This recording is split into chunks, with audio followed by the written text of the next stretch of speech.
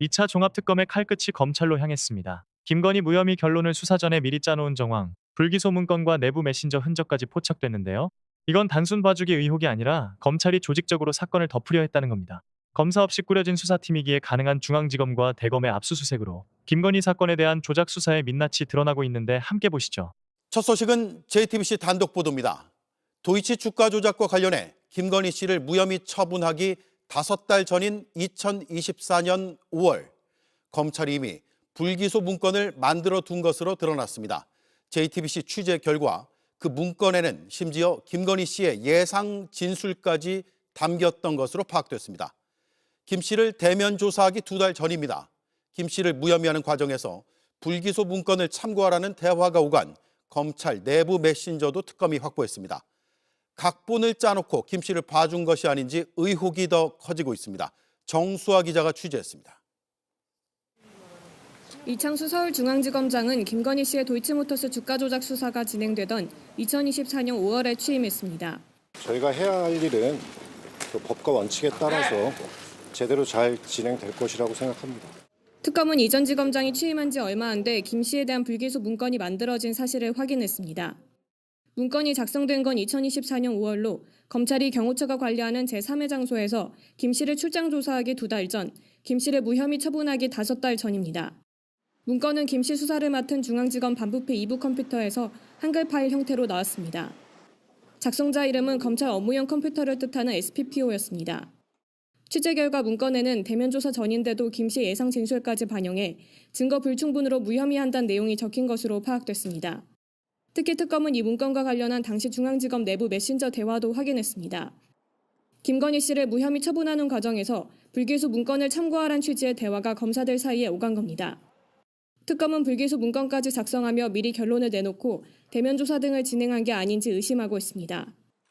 앞서 문건을 확보했던 김건희 특검도 미리 만든 불기소 문건이 김 씨의 최종 불기소에 영향을 미쳤다는 보고서를 2차 특검에 넘긴 것으로 알려졌습니다.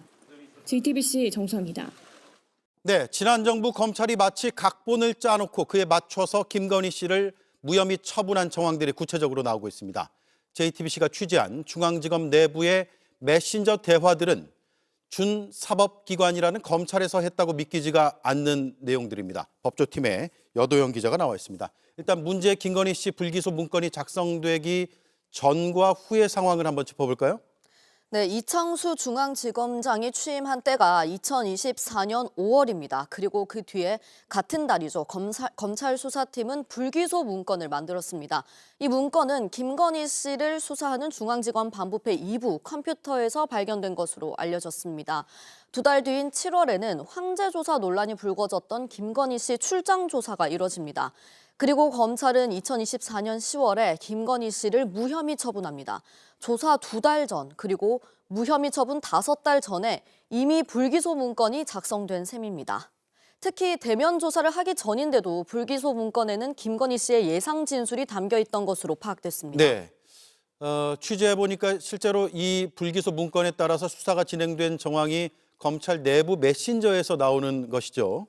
그렇습니다. 특검은 수사 과정에서 불기소 문건을 참고해라 이런 내용이 담긴 중앙지검 메신저도 이렇게 확보했습니다. 김건희 씨를 무혐의하는 과정에서 미리 만들어둔 불기소 문건을 참고하라라는 취지의 대화가 오간 겁니다. 그리고 해당 문건에 담긴 증거 불충분 이 문구가요. 김건희 씨를 무혐의 처분하면서 썼던 그 10월 달에 공개됐던 불기소장 내용과 같습니다. 네. 앞서 이 문건을 확보했던 김건희 특검은 미리 만든 불기소 문건이 실제 김건희 씨 불기소 그 문건에도 영향을 미쳤다라는 결론을 수사보고서로 담아서 2차 특검에 넘겼습니다. 네, 증거 불충분이 불기소의 핵심 사유였잖아요. 그리고 또 하나가 수사보고서 날짜를 허위 기재한 것인데 역시 검찰 메신저가 단서가 됐죠. 네, 보통 수사보고서를 쓰고 최종 결정을 하는데요. 특검은 김건희 씨 수사의 경우에는 반대로 무혐의 처분을 한 다음에 수사보고서를 다시 쓴 정황을 포착했습니다. 검찰 내부 메신저입니다, 이번에도. 수사보고서 완료 날짜를 두고 날짜 바꿔도 되냐 묻고 또 특정 날짜를 언급하는 이런 대화도 남아있는 것으로 파악됐습니다. 검사끼리 나눈 대화라는 거죠? 그렇습니다. 네, 재수사 등을 대비해서 무혐의 논리를 추가 보강한 건 아닌지 의심됩니다. 특검은 직권남용 혐의에 더해서 허위 공문서 작성 혐의가 있는지도 살펴보고 있습니다. 네, 가장 중요한 건 윗선은 도대체 누구인가라는 점이잖아요. 네, 2차 특검은 직권남용 혐의로 검찰을 압수수색하면서도 피의자는 성명불상자로 기재했습니다. 다만 메신저 대화가 상급자와 하급자 간 대화로 추정되는 만큼 당시 중앙지검 지휘라인에 초점을 맞추고 있습니다. 2차 특검은 압수수색에 앞서서 이창수 당시 중앙지검장과 조상원 4차장 검사를 최근 출국 금지하기도 했는데요. 특검은 김건희 씨가 박성재 당시 법무부 장관에게 내 수사 어떻게 되어가고 있냐 이렇게 묻는 텔레그램 보낸 것도 수사무마 의혹과 관련이 있는지 확인할 것으로 확인할 예정입니다. 네, 이 의혹은 계속 커질 것 같고 관련 수사도 속도를 낼 것 같습니다. 잘 들었습니다. 여도영 기자 수고했습니다. 그러니까 기존의 검찰이 도이치모터스 주가 조작 관련해 가지고 이 김건희 씨를 봐줬다라는 의혹, 이게 2차 특검이 수사하는 네. 내용 아니겠습니까? 그런데 이 검찰이 김건희 씨의 이 무혐의 논리를 검토했다라는 문서가 있다는 사실이 알려졌고, 이게 뭐 JTBC 보도 나온 게 있었고요. 여기에 추가적으로 더 나온 게 있는데 뭐냐면 김건희 씨에게 뭐 무혐의 등 좀 뭐랄까 더 유리한 형태로 예상 변소를 써둔 문건, 이게 지금 파일명이 240524. 보통 저희가 이렇게 저장을 많이 하잖아요. 24년 네. 5월 24일 뭐 5월 이렇게 작성이 된 것으로 추정이 되는데, 이 내용을 2차 종합특검에서 확보를 했다는 겁니다. 이게 뭐냐면 김건희는 이미 무죄예요.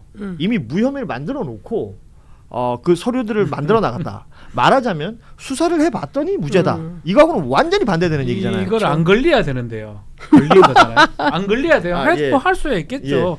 그리고 했을 거라고 항상 추측했잖아요. 위에서 계속 김건희 살리려고 검찰총장 바뀌고 중앙지검장 바뀌고 4차장 바뀌고 난리를 쳤기 때문에 이런 짓을 했을 거라고 추측은 되는데 걸린 거잖아요. 아하. 사실은 제 경험을 비춰봐도 그런 것들 하긴 해요. 내 생각에 이거를 불기소로 갈 것 같으면 불기소 처분장 한번 써볼 수도 있고요. 공소 제기할 것 같으면 공소장 한번 써볼 수도 있고, 뭐 그건 검사 마음인데 이게 걸린 게 저는 크다고 봅니다. 결국은 종합특검 2차 종합특검에서 수사하고자 하는 게 진실 발견도 중요하지만 은폐하려는 그 수사기관 검사 맞아요. 찾아내는 건데 지금 나왔잖아요. 그러니까 저는 이게 매우 중요한 게 나왔다고 봐요. 주목할 것이, 그럼 그 전에 김건희 특검은 이걸 왜 몰랐나? 로 가는 거잖아요. 맞아요. 그렇죠. 근데 이제 차이를 보면 그때는 거기 검사 혹은 검사 출신들이 있었는데 이번 2차 종합특검에서 특히나 대검과 이번 서울중앙지검을 압수수색했던 이 특검팀은 검사가 전혀 없다는 거 아니에요? 검사 0명이고요. 그리고 더 변호사, 경찰 출신들 그렇죠. 뭐 이렇게 있죠. 이렇게 있고, 그러니까 검사들 없으면 수사 못해서 어떡하냐, 큰일 났다. 이 절대 그게 아니었다. 그러니까 중요한 건 수사 의지라는 것이고, 이 권창영 특검팀이 그 허를 찌른 것 같습니다. 예. 그러니까 무슨 얘기냐면 실제로 검사들이, 저도 뭐 구교영 기자한테 들었는데, 구교영 기자는 검찰을 오래 출입해가지고 네. 검찰의 생리를 너무 잘 아는데, 이 검사들이 우리가 쓰는 소위 이제 메신저 프로그램 있잖아요. 예. 그러니까 이를테면 뭐 카톡이라든가 텔레그램이라든가 이런 걸 쓰는데, 검사들은 자기들이 수사를 하잖아요. 그러니까 내부망이 있어요. 이프로스. 그렇죠. 내부망 이프로스에 메신저도 있고 쪽지 기능이 있대요. 예. 그러니까 내가 뭐 이런 걸 뭐 결제 서류 이런 걸 뭐 부탁한다, 뭐 이런 업무할 때 쓰는 그렇죠. 거. 업무할 때 쓰는 이제 이런 게 있는데, 이게 고스란히 남아 있는 팀들을 다 골라서 압수수색을 한 거예요. 아하. 그러니까 아무데나 막 한 게 아니라 실제로 이 사무를 담당하는 데들을 털어서 거기에 있는 구체적인 메시지를 확인하게 된 거예요. 그렇죠. 그러니까 내부 이거는 메신저 대화가 확인됐다. 그렇죠. 예. 이건 무슨 얘기냐면 빼박 증거다라는 거예요. 그러니까 검사들은 우리 그런 거를 털릴 리가 없어라고 가장 안전한 게 내부 우리 회사 메신저망이야라고 해서 이프로스를 썼는데 실제로 거기서 딱 걸린 거다라는 거고, 이게 띠지특검. 네, 안건섭. 안건섭 특검팀도 그 똑같은 방법으로 해가지고 이제 증거를 찾아냈다고 하는데, 여기도 마찬가지로 그렇게 했다는 것이고요. 이제 그런 측면에서 보면 이제 새로운 라운드가 열릴 수 있다라는 거고, 이창수 지검장을 비롯해서 저는 박성재, 심우정, 박성재 요 라인들이 쫙 이어지는 조상원, 원. 조상원 4차장 4차장이죠. 그러니까 요 라인이 이어지는 검찰 내부가 어떻게 움직였는지를 찾아내면 이거는 완전히 또 다른 차원에서 상당히 큰 이슈가 될 수 있다 생각합니다. 2차 특검이 출범한 이유이자 정말 큰 성과라고 생각합니다. 그렇죠. 제가 요즘 느끼는 것 중에 하나가 2차 특검과 그리고 지금 진행되는 심지어 1심으로 진행되고 있는 조태용 씨라든지 아니면은 재판들. 박성지 씨에 대한 재판에 대한 국민적 관심도가 사실 너무 떨어져 버렸어요. 맞아요. 상대적으로. 그게 내란과 관련된 어떤 범위, 내란 중요임무 종사와 관련된 범위를 확정짓고 지금 너무너무 중요한 재판이 진행되고 있는데 좀 너무 아쉬운 마음이 자꾸 있는 거예요. 예. 이런 재판과 관련돼서 2차 특검이 출범은 했는 건 사람들이 와 박수를 쳤는데 뭘 하고 있지 그러는데 오늘 제가 이 기사를 보고 드디어 나왔구나. 2차 특검이 제대로 뭔가를 했구나. 그 네. 2차 특검이 이제 발족한 지 거의 한 달 돼가잖아요. 네. 그리고 이제 뭐 여기도 사실은 수사 기한이 제한이 있습니다. 150일입니다. 그리고 지난 그러니까 2차 특검이 출범하고 나서의 지난 그 한 3, 4주를 생각해 보면 뭐 소위 말하는 이제 검찰 개혁 이후에 검찰청 폐지하고 공소청 중수청 가지고 뉴스가 그게 너무 거의 뭐 다 덮을버렸을 정도고 여기 이제 전쟁 관련된 뉴스 나오고 그래서 상대적으로 특검 수사에 대해서 관심들이 없었는데 그 사이에 조용히 무언가를 하고 있었고 이런 내용들을 이제 내놓고 있다. 말씀하신 것처럼 2차 종합특검이 출범한 이유이기도 하잖아요. 김건희 특검이 사실은 출범하고서 내부적으로도 검사 출신들과의 어떤 검사 출신 아닌 사람들과의 갈등이 있었다는 건 이제 사람들이 다 알잖아요. 예. 왜냐하면 수사 대상인 검사를 수사하는 검사들이 아무래도 이게 미온적일 수밖에 없었고 그 과정에서 김건희 특검이 사람들한테 던져준 거는 뭐 샤넬백 이러면 사람들이 와 그 샤넬백 얼마짜리다 이러는데 그쵸. 본질은 그때 은폐했던 검사들에 대한 그렇습니다. 수사였거든요. 예. 바로 이것 때문에 2차 특검이 출범한 거고 본질적인 그 하나 건진 거죠. 이거는 네. 검사들을 수사할 수 있는 네. 아주 중요한 증거라고 봐야 그렇죠. 될 것 같아요. 앞으로 저는 참 기대를 좀 합니다. 예, 왜냐하면 좀 전에 우리 진행자께서 말씀을 하셨지만 조금 다른데 포인트 선거도 있죠. 어허. 그리고 이란 전쟁도 있죠. 더 중요한 거는 뭐 민주당 내에서 뭐 이렇게 뭐 말들이 이슈들이 많잖아요. 많았죠. 예. 쓸데없는 소리 하고 앉아 있는 사람도 있어가지고 이게 중요한 것들이 사실은 못 올라오는 거예요. 다른 방송 가면 이 얘기하는 사람 아무도 없어요. 특검이나 내란 관련된 얘기는 아무도 하지 않거든요. 예. 취재 편의점 하고 있어요. 그거 좋은 방송이네. 되게 좋은 방송이네. 그래서 저는 그게 감사하다는 생각이 들고 실제로 특검이나 이전에 윤석열 때 가장 문제됐던 건 저는 이거 막았던 검사들로 보거든요. 맞아요. 이번에 이게 시발점 욕을 좀 요건 정말 아니죠. 좀 잡아냈으면 네. 좋겠어요. 정말 정말 그리고 저도 이제 2차 특검팀 어제 특검보하고 통화를 했는데 양평도로도 상당한 수사 성과가 제가 나올 것 같다라는 거예요. 그래서 그 디테일이 살아 있게 굉장히 꼼꼼히 하고 있고요. 내란 특검팀도 마찬가지입니다. 그렇군요. 그러니까 예. 각각 특검보 네 분이 계시는데 잠도 안 자고 정말 열심히 이 수사하고 있다. 그러니까 놀지 않는다. 걱정 너무 안 하셔도 된다. 제가 아는 특검보도 있는데 뭐 연락이 안 될 정도예요. 엄청 바쁜가 봐요. 네, 진짜. 그런 것 자, 2차 종합특검의 그 성과가 조금 더 나오기를 좀 기대하면서 계속 봤으면 좋겠고. 예, 2024년 10월 중앙지검이 김건희의 도이치모터스 주가 조작 연루 사건에 대해서 그리고 또 디올백 수수 혐의도 그 당시에 이제 수사를 진행을 했었고요. 황제 수사 논란이 있었던 대통령 경호처가 관리하는 건물에서 황제 수사를 받았던 김건희 요 모든 혐의에 대해서 일단 무혐의 처분을 했었거든요. 네. 그런데 어제 JTBC 보도에 따르면 특검이 이와 관련한 어떤 수사를 했는데 이 내용이 정말 놀랍습니다. 그러니까 무혐의 처분을 내리기 5달 전부터 이미 무혐의 결론을 내릴 그 문건을 만들어 놓고 수사를 하기 전에 그 진술을 어떻게 할지까지 다 써놨다는 거 아닙니까? 이거 어떻게 보셨어요? 이게 조금 이 사건을 그냥 문건만 기준으로 보면은 쉽게는 검사들이 이런 식으로 해명을 할 수는 있어요. 보통 뭐 이전에 보면 김건희 씨가 이 통장과 관련된 이슈 해명에서 서면과 다른 방식의 내용이 법원에서 인정이 된 게 있어서 그러니까 김건희 씨 명의의 통장이 이제 주가 조작에 활용이 됐다라는 이제 판결이 이미 나온 상황이어서 김건희가 1차, 그러니까 21년에 냈던 서면 진술과는 좀 맞지가 않는 상황이 있었거든요. 그러니까 분명히 말을 바꿀 거다라는 어떤 추측에 따라 불기소 결정문을 먼저 좀 한번 써봤다. 추측해서 써봤다. 뭐 이런 식으로 해명을 할지는 모르겠습니다만은 사실 굉장히 말도 안 되고 이례적인 일이죠.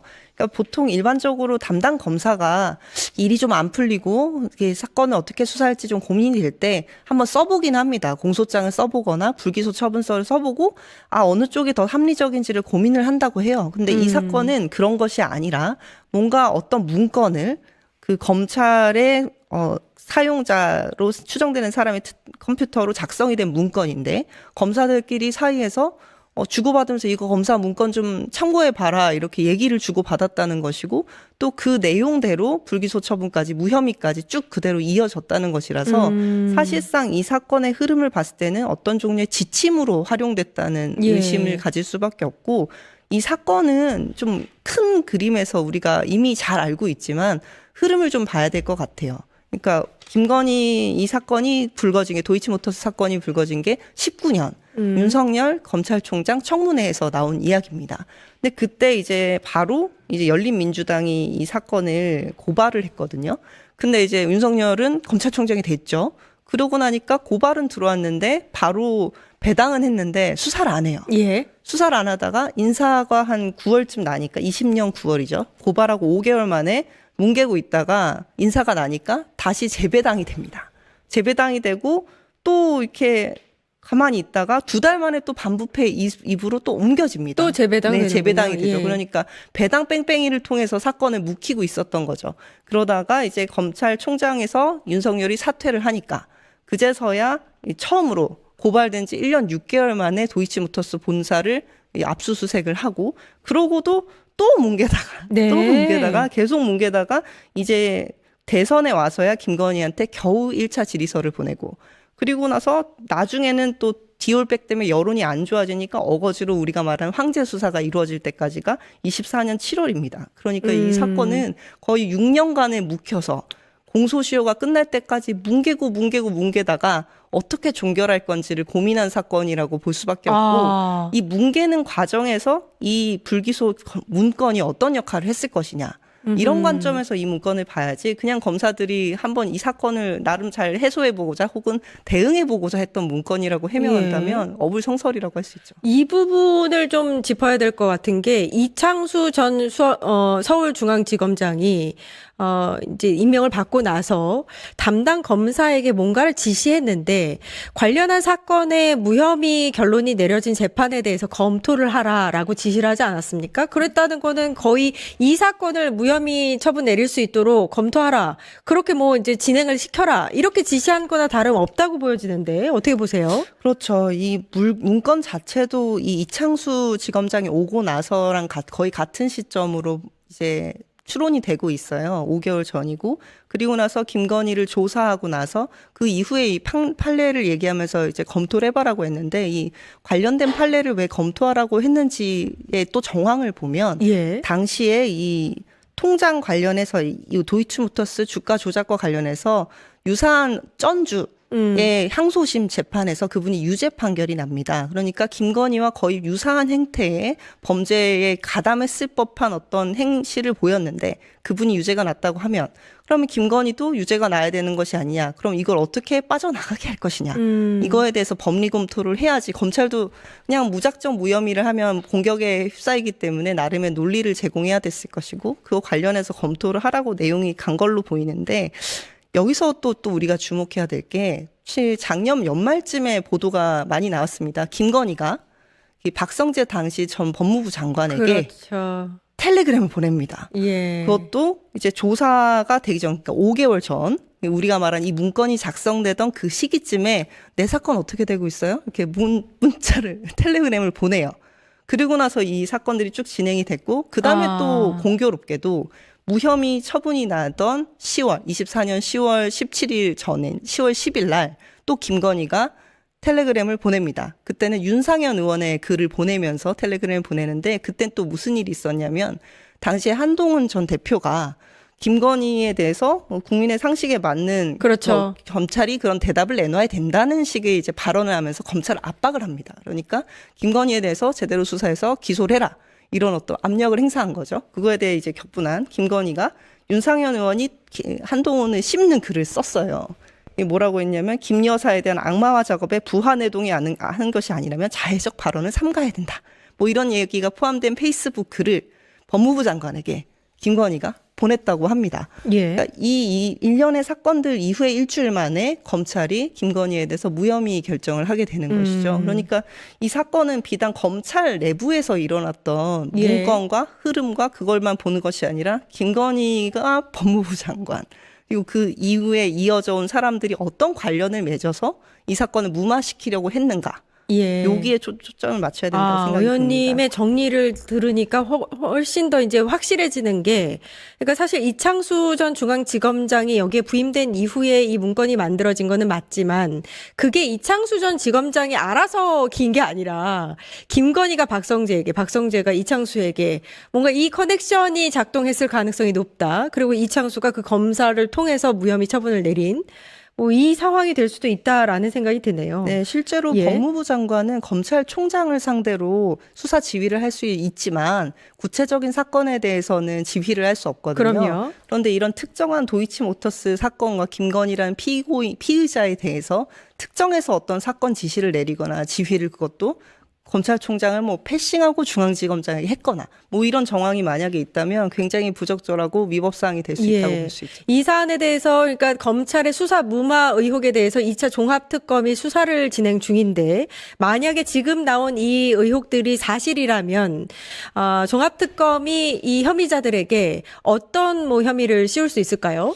아무래도 제일 일반적인 것은 권리행사 이제 직권남용 권리행사 방해죄가 될 것 네. 같아요. 이제 판례상으로 봤을 때 검사의 수사권 행사는 이 공익의 대표자로서 실체적 진실에 입각한 국가 형벌권의 실현을 위해서 공소를 제기해야 된다. 이렇게 이제 판례에서도 정하고 있거든요. 그 얘기는 뭐냐면은 실체적 진실에 가깝게 공소권, 수사권을 행사해야 된다는 얘기인데 지금 봐서는 실체적 진실과도 멀게 특정 지침에 따라서 그렇죠. 무혐의를 내리기 위한 불기소 처분을 했다면 그것이 그리고 여러 증거들로 만약에 확실하게 증명이 된다면 이거는 검사들이 본인이 해야 되는 검사로서의 실체적 진실을 밝히고 형사 처벌권을 행사해야 되는 어떤 권한을 남용한 예. 것이 셈이 되기 때문에 어느 선까지 권리행사, 직권남용 권리행사 방해죄까지 성립될지는 모르겠으나 쭉 일성은 검사부터 시작해서 예. 뭐 이창수 지검장 그리고 박성재 법무부 장관까지 쭉 이어서 올라갈 수 있지 않을까 싶습니다. 예. 지금 수사 보고서를 뒤늦게 고치기도 하고 날짜를 고치고 미리 무혐의 논리로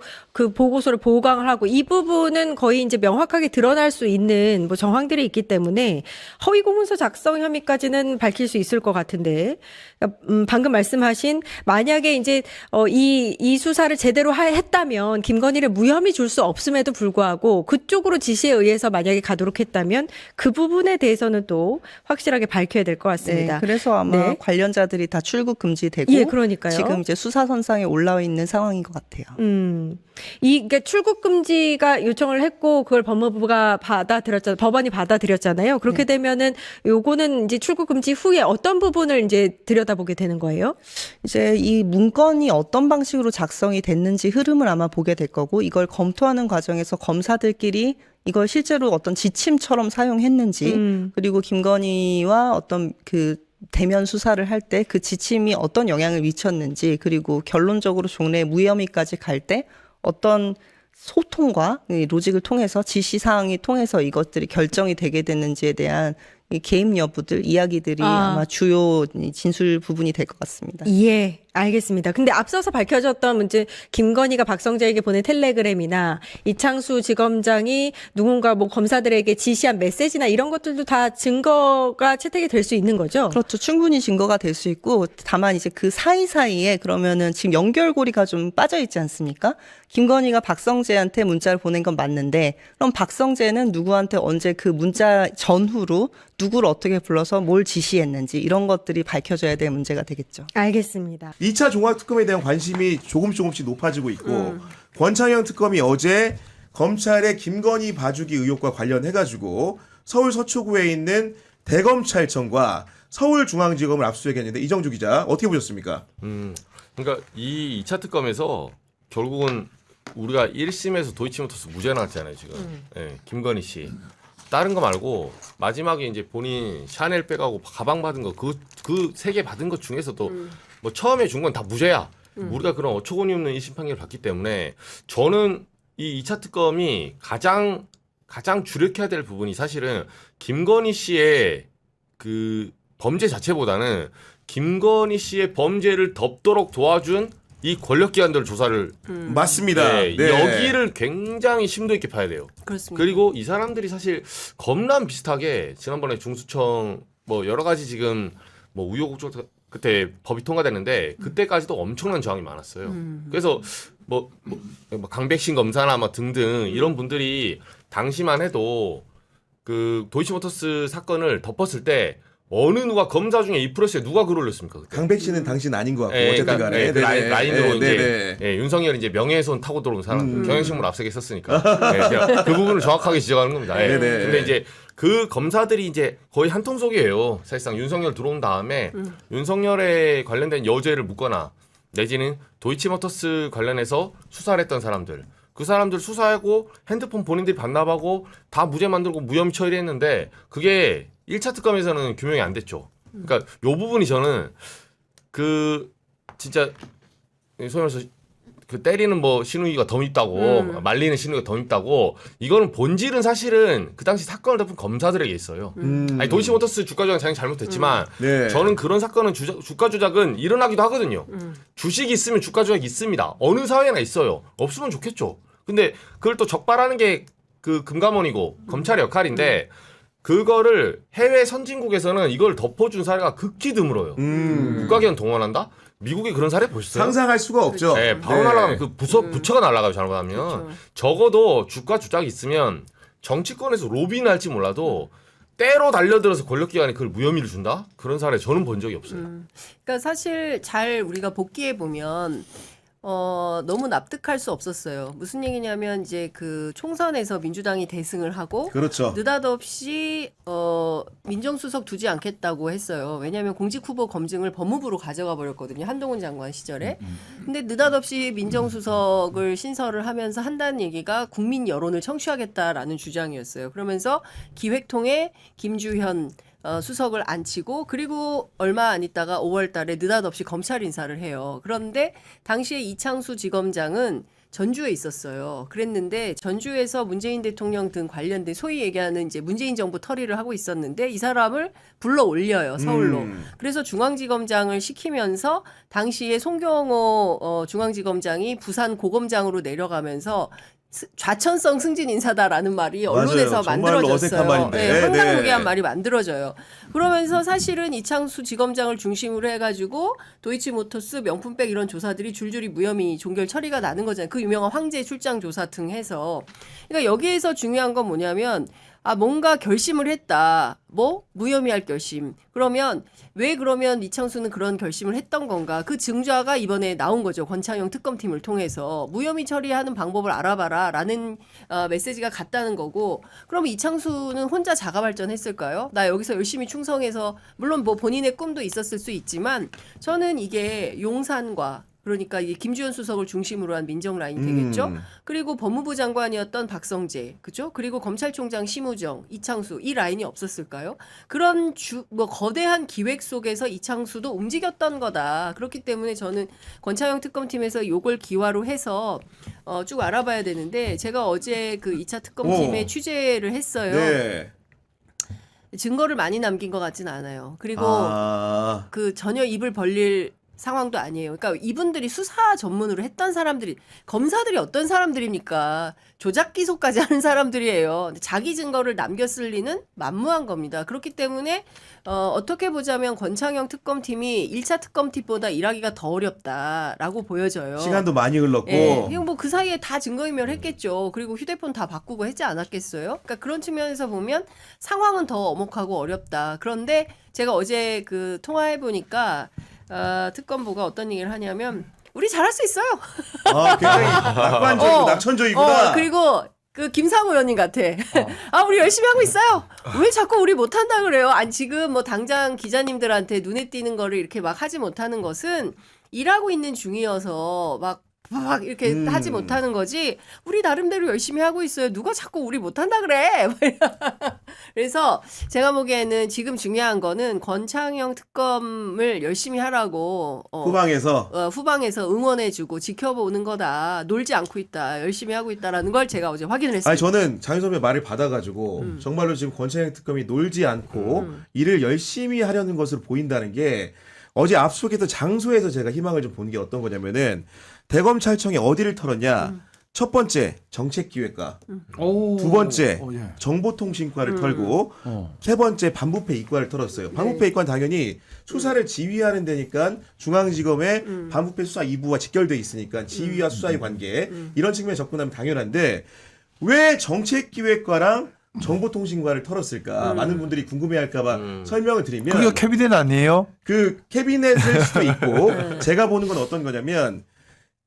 그 검찰에서 쓰는 메신저라는 게 우리 이프로스라고 하거든요. 보통 이제 내부망을 이프로스라고 하는데 그 게시판 기능도 있는 거고 커뮤니티 기능도 있고 메신저 기능도 있는 거예요. 근데 이프로스라는 것들을 기본적으로 대검 예규를 보면은 이프로스를 관리하는 위원회가 있고 대검에서 줌으로 하는 과가 정책기획과 정보통신과입니다. 그 얘기는 뭐냐면은 기본적으로 검찰 내부에 있는 지휘부와 담당했던 부장과 검사가 어떤 방식으로 소통했는지를 정확하게 살펴보겠다는 거고 메신저. 통상적으로 검사들 같은 경우에는 우리처럼 뭐 텔레그램이나 카톡으로 소통하지 않습니다. 내부에 있는 내부망을 통해 소통하는 거고 이프로스 메신저에 있는 쪽지 기능이나 대화 기능을 통해서 대화를 하는데 이렇게 압수수색처를 특정했다는 것은 기본적으로 사전에 흡수한 여러 가지 정보에 비춰볼 때 중요한 대화들이 오간 정황을 포착을 했다는 것이고 그것이 일부가 이제 김건희 특검에 사전적으로 발견이 돼가지고 그 수사가 이어지고 발전되는 측면이 있는 것들을 보여주는 징표라고 생각합니다. 그렇죠. 네. 이번에 제대로 하네요. 네. 그러니까요. 네. 그러니까 저는 지난번에도 말씀드렸지만 수사 의지가 굉장히 중요한데 매우 높다라는 것이고 내란 특검 담당하는 특검보도 기록이 4만 쪽이래요. 그래서 그거 읽느라고 너무 바쁘긴 한데 굳이 노상원의 입을 벌리지 않더라도 거기 기록에 나와 있는 것만 하더라도 너무 많다는 거예요. 너무 많다. 예, 그러니까 증좌는 차고 넘치는데 제대로 수사가 안 됐던 문제들이 있었던 것 같고 이 부분에 대해서 조금 뭐 적극적으로 문제 제기가 될까봐 오히려 좀 조은석 특검팀이 좀 협조를 세게 안 하는 분위기는 있는 것 같더라. 네네. 예, 여기까지만 하겠습니다. 아니 근데 그 아까 김건희 관련된 수사를 이어서 좀 이렇게 우리 의원님한테 여쭤보면은 경향신문 취재 결과 이제 이런 보도가 나왔는데 그 이창수 전 서울중앙지검장이 당시 수사 당시에 담당 검사한테 검찰 내부 메신저로 김건희 씨와 유사한 역할을 한 주가조작범 등의 무죄 판례를 검토하라는 어떻게 보면 취지의 지시를 한 사실이 드러났다는 보도가 있었는데 만약 이런 보도가 사실이라고 한다면은 중앙지검장이 일선에 있는 수사하는 주인 검사한테 수사와 관련해서 이런 연락을 하는 게 통상적인 경우라고 보십니까? 무죄 취지로 검토하라라는 거는 검사의 직분이 아니지 않나요? 일단은 안 그래도 제가 기자님한테 여쭤보고 싶은 게 있는데 자 만약에 지금 이런 내용들이라면 형법상 직권남용죄 그렇습니다. 또 검찰청법 위반 등등등 지금 형사범죄거든요. 제목이 근데 공수처에서 왜 공수처가 수사 안 하는지 혹시 취재된 아신 거 있으세요? 사전적으로 왜 제대로 못했는지에 대해서 아니 지금도 왜 지금도 지금 보면 예를 들어서 조작 기소했던 그 검사도 아직 입건이 안 됐잖아요. 네. 수사 제대로 안 되고 있잖아요. 아직 됐어요. 검사 신분일걸요. 네. 이거 뭐 하는 건가 싶어요. 그래서 그 공수처 만들어놨는데 왜 이런 검사들 수사 안 하죠? 그래서 그러니까. 이 부분 혹시 맞아요. 말씀 들으신 거 있으신가요? 제가 도저히 납득이 안 가서. 오히려 적반하장격으로 박상영 검사는 지금 법무부 장관하고 그 검찰총장 직무대행한테 사방팔방으로 쓰고 있던데 보니까 사방팔방으로 지금. 거기도 이프로스예요. 이프로스를 통해서 문제 제기하고 검찰이 조직적으로 대응을 해야 된다. 이제 이런 요구를 하고 있는 거예요.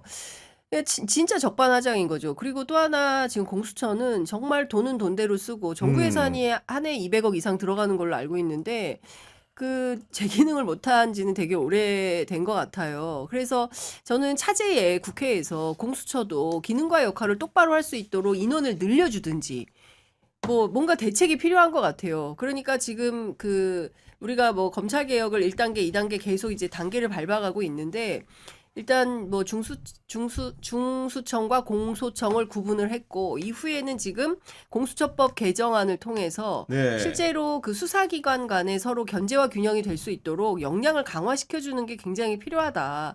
그래서 재기능을 할 수 있도록 해줘야 된다. 그래서 말씀 주신 대로 검사, 판사들 불러다 조사해야죠. 왜 조사 안 합니까? 저는 근데 이런 부분들이 경찰의 국가수사본부로 이관이 됐음에도 불구하고 영장이 제대로 집행된다는 얘기 못 들어본 게 제 추정입니다만은 특검 같은 경우에는 특별하게 검사 신분을 부여했기 때문에 헌법에 의거해서도 독자적인 영장 청구권이 있는 거고 경찰이나 공수처 같은 경우에는 검찰을 경유하지 않으면 영장을 청구할 수 없기 때문에 기본적인 수사의 제약이 큰 반면에 특검은 그와 다르다는 점이 작동을 해서 수사 초기부터 이런 적극적인 압수수색 행위, 강제 수사 행위가 있을 수 있다고 좀 보는 부분이 있는 거고 아까 말했던 검사장과 주임 검사의 대화 행위를 비춰보면은 저는 되게 신문사의 구조가 생각이 나더라고요. 예를 들면은 통상적으로 기자가 기사를 쓰는데 같이 일하는 내가 사회부 소속이면 사회부장하고 의견 교환하는 건 자연스러운 행위인데 제가 기자 생활을 2008년부터 지금까지 거의 어떻게 보면 굉장히 길게 해왔는데 편집국장이 제가 쓴 기사 가지고 이래라 저래라 한 경우를 직접 마주한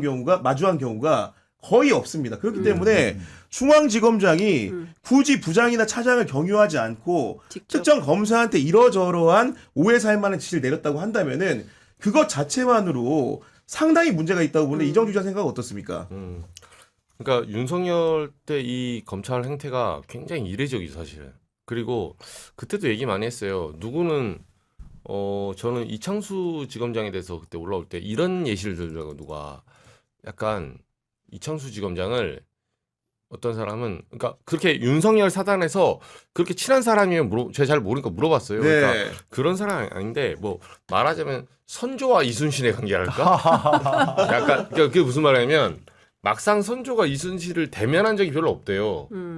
계속 그 수군 통제사 보내고 계속 남도에서 계속 굴리고 삼도 수군 통제사에서 계속 굴리지만 자기 필요할 땐 갖다 쓰는 거야. 그러니까 이제 약간 윤석열이 당시에 정말 마음으로 믿을 수 있는 사람. 얘는 도이치 밟을 수 있다. 옆에 막 한동훈 막 가장 신뢰할 수 있는 사람. 요런 사람들은 간신이야. 결국 통수 맞았죠. 윤석열 자체도 윤석열 입장에서는. 근데 멀리 있지만 정말 본인의 그 라뽀가 있는 사람. 그렇게 설명을 하더라고요. 그래서 그 사람을 끌어올릴 때 다들 저는 법조계를 잘 모르니까 이창수는 내가 들어본 이름이 아닌데 왜냐면 인수위 때도 이름이 없어요. 뭐 인수위 때 쫙 나오는 이름들이 있거든요. 뭐 지금도 한동훈, 주진우, 뭐 김옥원 뭐 등등 쭉 나와요. 제가 잘 모르는 사람도 제가 들어봤거든요. 근데 이창수 지검장은 들어본 적이 없는데 그렇게 활용하려고 갑자기 느닷없이 끌어올려서 당시 이원석 총장을 패싱했죠 사실은. 그러니까요. 어제 나온 JTBC의 단독 보도. 네. 오늘 아침에 또 한국일보의 단독 보도. 네. 한국 잘 썼더라고요. 한국의 단독 보도 세게 썼더라고요. 상당히 좀 밑도 있게. 좀 했나 봐. 김동 기자가 쓴 건 아니죠? 저희가 쓴 건 아니고 네. 한국일보가 원래 법조팀이 잘합니다. 예. 단단한 법조팀. 예. 하여튼 그 단단한 법조팀이 잘해야 됩니다. 잘하고 있습니다. 네, 잘해야 된다라는 말씀을 드리면서 그 JTBC 헤드라인 2개 가지고 볼 건데 네. 무혐의를 김건희를 줄 때 수사 보고서를 만졌다라는 얘기. 그러니까 앞뒤가 바뀌었다라는 얘기죠. 수사 보고서에 기반해서 무혐의를 결정을 해야 되는데 무혐의를 결정한 뒤에 수사 보고서를 만든 거 아니냐. 이게 이제 하나가 있고. 그리고 심지어 수사 보고서를 다 만든 뒤에 작성이 끝난 뒤에 김건희를 조사했더니 뭔가 말이 안 맞아가지고 날짜를 수정해야 될 요소가 생겨서 뭘 고치려고 했던 거 아니냐. 이런 내용까지 어제 좀 보도가 됐습니다. 그러니까 이 내용상으로 따져보면 그리고 한국일보 보도도 역시 마찬가지인데 한국일보 보도까지 합쳐보면 사실상 맞춰놓은 그림을 향해서 검사들이 달려갔던 거 아니냐. 요 얘기인 것 같아요. 김동 기자 어떻게 보셨어요? 아니 실제로 저게 검찰 메신저 통해서 뭐 날짜를 맞춰라, 날짜를 수정해도 되냐 이런 것 기록들이 나왔다라는 거잖아요. 이게 사실은 검찰 수사 보도 같은 경우에는 저는 되게 좀 특검도 마찬가지고 검찰도 마찬가지인데 좀 조심스럽게 읽어야 된다라고 생각을 하면서도 이제 결과가 나올 때까지는 조심스럽게 읽어야 된다고 생각을 하면서도 지금까지 나온 내용들만 보면은요, 김건희 여사를 봐주기 위해서 뭐 검찰이 수사 결과를 미리 정해놨다라는 의혹을 뭐 벗어날 수는 없는 것 같아요. 그렇죠. 예, 그리고 예. 이제 사실상 뭐 어떻게 보면 이제 전 국민이 다 네. 알고 있다, 미루어 예, 짐작하고 있던 내용인데 그게 확인이 되는 그걸 거죠. 확인하고 있는 과정인 거죠. 네. 근데 이제 강성필 대변인께 여쭙고 싶은 거는 네. 그러면 1차 특검 때 했어야 되는 거 아닙니까? 그러니까 저도 그게 문제인 것 같아요. 아니 1차 특검 때 나름대로 민정기 특검이나 이런 사람들이 좀 진척이 됐잖아요. 그럼 보도 기본 나오고 데이터가 보면. 지금 민정기 특검 자료에서 나온 거라며. 그래서 프롬 민정기 어. 특검이잖아요. 근데 왜 그때는 이러한 내용들이 좀 안 나왔나? 그러니까 이거 민정기 특검이 나쁜 놈이다. 저는 여러 가지로 이제 해석을 할 수 있을 것 같아요. 그러니까 비하인드 스토리 들어보면 이 민중기 특검 자체가 이제 아무래도 이제 판사 출신이다 보니까 이 아래에 나와 있는 특검 검사들을 제대로 좀 장악을 못한 것이 아니냐. 검사들이 약간 폐업을 해서 폐업도 있는 것이고 또 두 번째로는 또 그 검사들이 자기와 또 관련이 있는 또 검사들과의 일이기 때문에 이렇게 저렇게 검사 동일체 원칙으로 엮여가지고 또 해태한 거 아니냐 이런 것도 있고 또 세 번째는 김건희가 워낙 일이 많이 저질러가지고 이걸 다 따라가다 보니까 이것은 조금 후순위에 있었던 거 아니냐 뭐 여러 가지가 있는데 근데 결론은 뭐냐면 이제 이게 특검까지 갈 일이 아니었어요. 우리가 야당 때 얼마나 문제 제기를 많이 했습니까? 네네네. 아니 세상 김건희가 주가 조작을 하는데 증거들이 나와 있어서 그때 당시에도 뭐 증권사 직원과의 통화 이미 다 드러났었잖아요. 그렇지. 그것만 보더라도 빼박이잖아. 근데 이것을 뭐 아마추어여서 전문가가 아니어서 무혐의 처분한다 이런 말도 안 되는 얘기를 했으니까 답답했는데 시간이 확실히 지나니까 정의가 구현이 된다는 것이 저는 밝혀지는 사례다. 그래서 진짜 이 검찰 이런 저는 국민의힘한테 물어보고 싶어요. 국민의힘한테. 왜냐면 저는 정편에서 이거에 대해서 막 계속 싸울 때 국민의힘이 계속 말도 안 되는 거 가지고 막 우겼거든요. 증거 내놔봐라 그러는 거예요. 형 내가 야 우리가 야당인데 증거가 어딨냐. 정황이 있는 거 아니냐. 그럼 너희가 수사해서 밝혀야 되는 거 아니냐면 이런 거 가지고 어떻게 다 수사하냐 그랬었거든요. 저는 국민의힘에게 지금 답변을 원하고 싶어요. 진짜. 저희 한국일보 보도 좀 설명드리면요. 네. 불기소 처분소라는 폴더가 발견이 됐는데 파일명이 240524 그리고 불기소 이런 표현이 있다라고 해요. 김건희를 조사한 게 7월이니까. 그렇죠. 그러면은 24년 5월 그렇죠. 2024년 5월 24일 그리고 이게 마지막 수정한 시점이 2024년 5월 24일이라고 해요.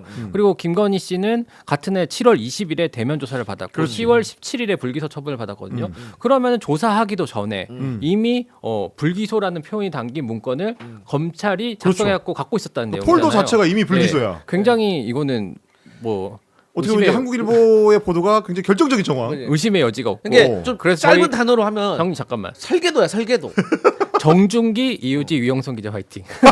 누구? 다시 얘기해봐 누구? 정준기, 이유지, 유영선 기자 화이팅. 화이팅. 단독 보도, 네. 좋은 보도 감사하고요. 그리고 이제 사실 우리가 더 궁금한 건 뭐냐면 이제 뭐 일선 검사들도 물론 문제겠지만 이 위로 어디까지 가느냐. 그렇지. 지금 이제 2차 특검의 초점은 당시 서울중앙지검장이었던 이창수 검사한테 맞춰져 있는데 중앙지검장 라인에서 이게 끝날 문제는 당연히 아니잖아요. 당연히 아니지. 애초에 이창수 중앙지검장은 원래 전주지검에 있었는데 그럼. 뽑아 올려가지고 이원석 패싱하고 뽑아 올려가지고 그렇지. 여기다 꽂자마자 이 작업이 시작된 거란 말이야. 그렇지. 5월에 올리자마자 이거 한 거란 말이에요. 그러면 결국 누구로 올라가야 되느냐?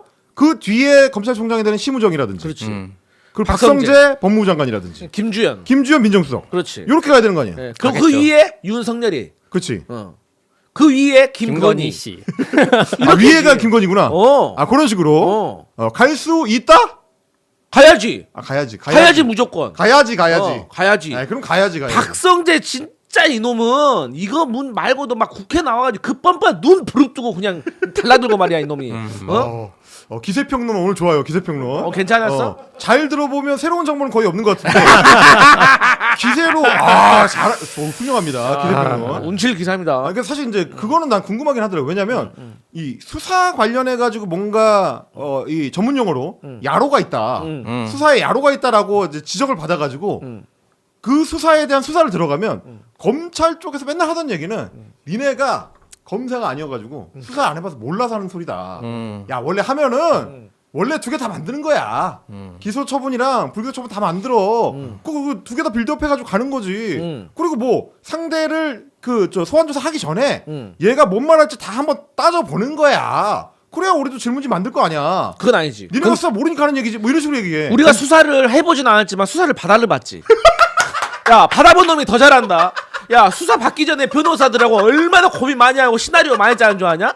보통의 이것은 현황을 다 조사한 다음에 팩트 관계를 조사한 다음에 그 다음에 A안과 B안으로 가는 거야. 맞아. 그리고 그 A안과 B안 법적 검토가 가는 거고 그 전에 뭐가 있어? 압수수색을 통한 증거물 분석이 있단 말이야. 그렇지. 증거물 분석의 핵심은 뭐야? 포렌식이야. 포렌식에서 장난질이 이루어지는 거야. 이루어지는 거야. 너 내가 모를 줄 알았지? 그렇지. 수사 받아본 놈이 더 잘한다. 수사 받아본 놈이 잘한다. 네. 왜냐면 저 강성필 부대변인은 우리 이제 시청자분들 잘 모실 수 있는데 나름 거물 범죄자였습니다.